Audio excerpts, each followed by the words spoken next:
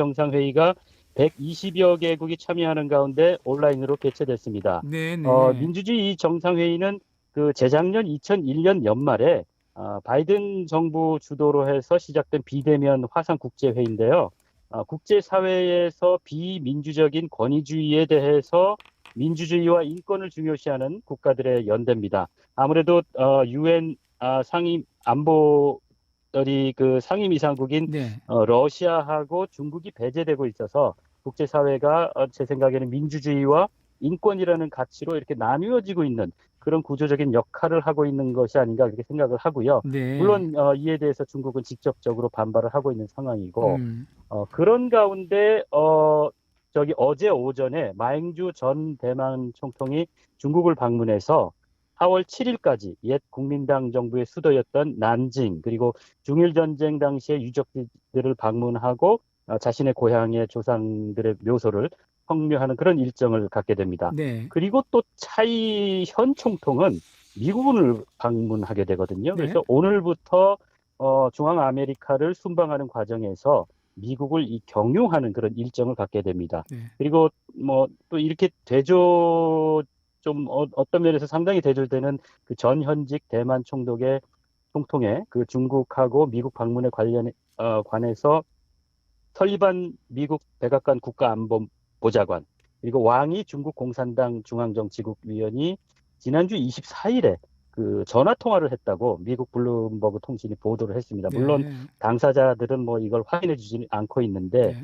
이 기회에 제가 청취자 여러분께 좀 말씀을 드리고 싶은 거는 미중 간의 대결을 지켜보고 있는 국제사회는 상당히 불안불안하지만 네.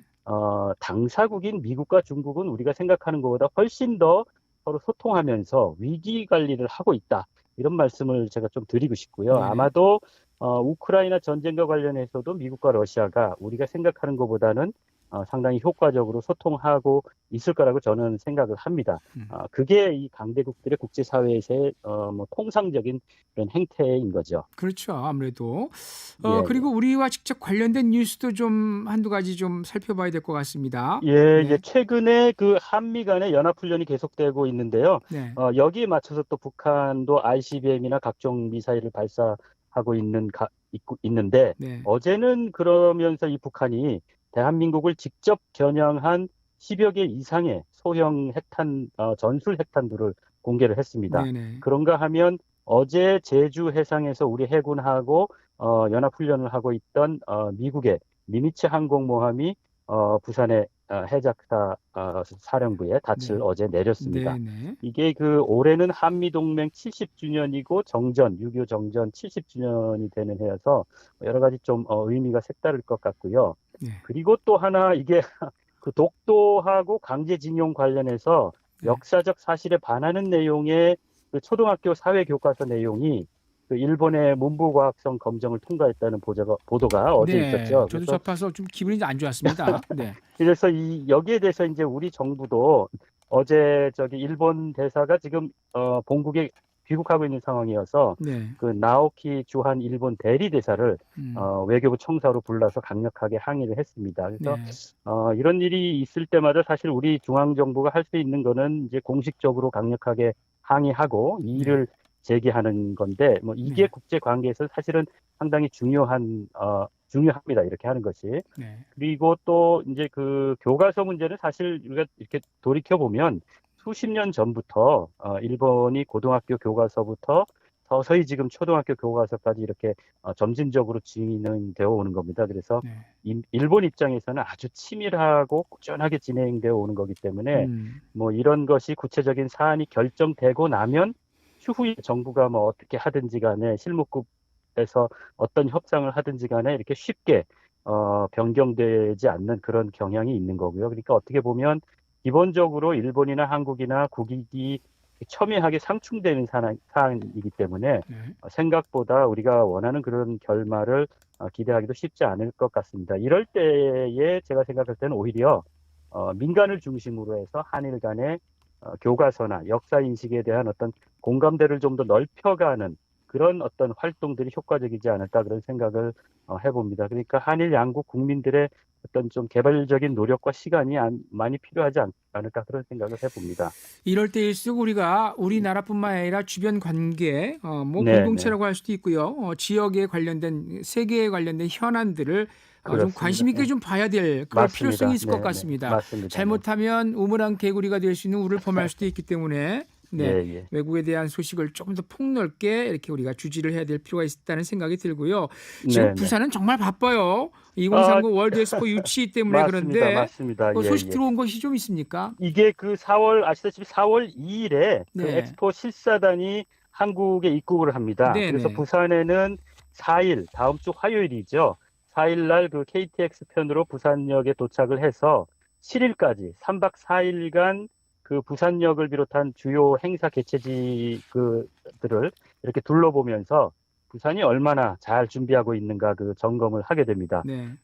이게 그 올 그 11월 달에 2030 세계 박람회 개최지를 발표를 하거든요. 그렇게 네, 계획이 돼 있어서, 사실상 이번이 그 공식적인 마지막 현장 평가가 될 것 같아요. 그래서, 네네. 우리 정부하고 부산시 당국도 막바지 그 준비에 최선을, 다하고 있는 것 같은데, 우선 그 부산시는 실사단 점검이 이루어지는 이 다음 주를 내내 그 엑스포 주간으로 이렇게 정해서 환영하는 시민음악회, 그리고 또, 이 실사단을 환영하는 시민음악회도 열고, 네. 2030 부산 엑스포 프로포즈 인 해운대, 또는 뭐, 광안리 진두어화, 그리고 또 드론쇼 같은 다양한 행사를 열면서, 그 실사 방문한, 실사단에게 좀, 그, 부산 전역에 걸쳐서 축제의 어떤 장을 만들므로 해서 좀 감동을 준다는 어떤 그런 전략을 세우고 있는 것 같습니다. 그렇군요. 자, 구체적으로 조금 좀 더 이야기 나눠볼까요? 어떤 활동들이 진행되고 있는지. 그 24일, 지난주 24일에는 그 한국하고 토고가 수교 60주년을 맞아서 이제 네. 그 서아프리카의 토고 외교장관 일행이 이제 방문을 했는데요. 네. 부산을 방문을 했습니다. 그 보도에 따르면 우리 그 박 시장하고 면담을 한 후에 박람회 준비 상황에 대한 어떤 설명을 좀 구체적으로 듣고 또 네. 북한 일대도 둘러봤다고 합니다. 아, 네. 물론 이제 우리에 대한 지지를 우리가 좀 이렇게 어필하기 위한 거죠. 그렇죠. 그리고 또 같은 날 24일에 마침 유럽의 체코공화국의 그 주 부산 체코 영사관 명예 영사관 개관 기념식이 있어서 네. 여기 참석하기 위해서 체코의 아다모아 하원 의장 등 경제사절단도 부산을 방문해서 음, 부산과의 어떤 경제, 관광, 문화는 물론이고 다양한 교류를 논의하고 또 역시 그 2030 세계 박람회에 대한 지지와 관련된 그런 논의를 했다고 그렇게 보도가 되고 있고요. 네네. 그리고 또 하나 말씀드리고 싶은 게 이제 필리핀의 전직 대통령이면서 현재 필리핀 하원의 수석 부의장인 그 아로요 하원 수석 부의장도 20여 명의 필리핀 하원 의원단하고 같이 25일에 부산을 방문해서 부산과의 어떤 관광, 무역, 문화 등 다양한 교류에 관해서 논의하고 역시 2030 세계 박람회 유치에 대해서 관심사를 우리 음, 그 부산시 당국하고 나누었다는 그런 보도가 네. 있습니다. 다음 주에 엑스포 실사단 방문이 계획이 되어 있는데 그것 말고도 많은 해외 인사들이 부산을 방문하고 있다는 이야기죠. 그렇죠. 네. 바쁩니다. 제가 네네네네. 보니까 부산도 이제는 국제 네. 도시가 돼서요. 예. 그러니까 부산이 이제 국제사회에서 핫플레이스로 이름을 좀 올릴 것 같다는 그런 생각 좀 들거든요.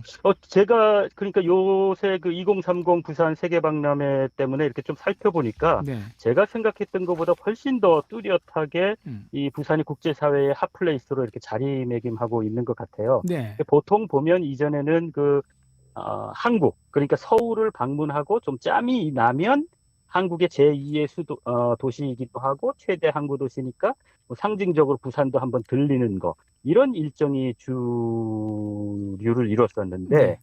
아니면 이제 뭐 6.25 전쟁에 그 참전했던 국가들이 지구촌에 그 유일하게 있는 유엔군 묘소가 있기 때문에 부산을 일부러 찾아와서 그 6.25 전쟁 때 그 자유와 평화를 위해서 희생한 자국의 젊은이들을 추도하고 뭐 그런 정도였었거든요. 네. 그런데 이제 요즘 보면은 그러니까 서울이 아니라 아예 부산을 방문하는 거죠. 그러니까 부산만 방문을 합니다. 그러니까 네. 부산시 시의 관광, 문화, 뭐 그 외에도 각종 무역과 각종 교류에 관해서 논의하고 협력을 하기 위해서 부산만 꼭 집어서 이제 방문하는 경우가 늘어나는 것 같더라고요. 그러니까 이번에 특히 그 필리핀의 하원 의원단, 그러니까 전직 대통령인 이제 단장이 된 이 하원 의원단의 방문도 사실은 서울이 아니라 부산을 먼저 방문했던 네. 거거든요.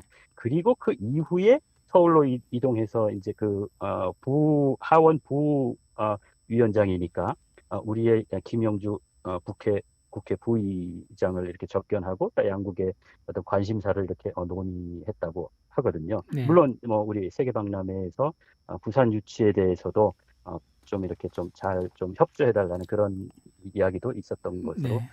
기억을 합니다. 그래서 제 개인적인 생각으로는 뭐 이런 것들이 바로 이제 국제 관계에서 부산의 위상이 이제는 서울에 종속되는 것이 아니라 점점 더 독자적인 가치 그리고 또 행위자로서 자림해 가고 있는 게 아니냐 하는 그런 반증이라고 저는 생각을 하고요. 네.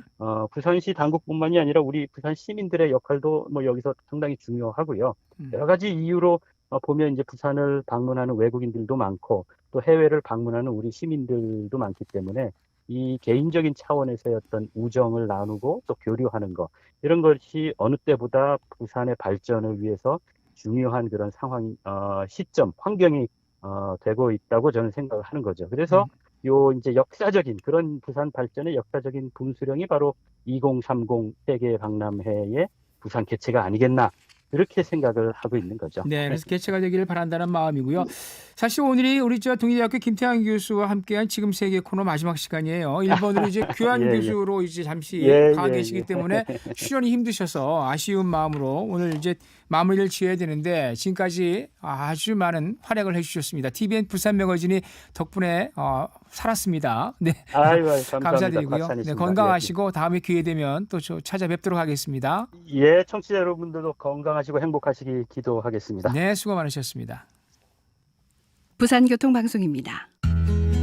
안녕하세요. 배우 오나라